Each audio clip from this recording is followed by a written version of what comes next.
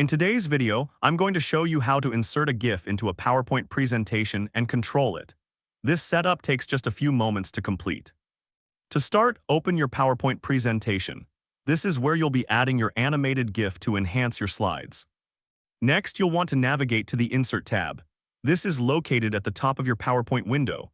Selecting this tab will reveal various options for adding content to your slide. From here, select Pictures. This option allows you to choose images, including GIFs, from your device to insert into your presentation. Now choose a GIF file from your device and insert it into the slide. Once you select your desired GIF, it will appear on your slide, ready for you to customize. Once the GIF appears, you can resize and reposition it as needed. Simply click and drag the corners to adjust the size, or click and drag the image itself to move it around the slide. This ensures your GIF fits perfectly with your slide's layout.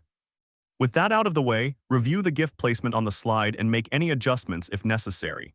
This final check ensures that your GIF is positioned exactly where you want it, enhancing your presentation without any distractions. And that's how to insert a GIF into a PowerPoint presentation. By following these steps, you can add dynamic content to your slides, making your presentation more engaging and visually appealing.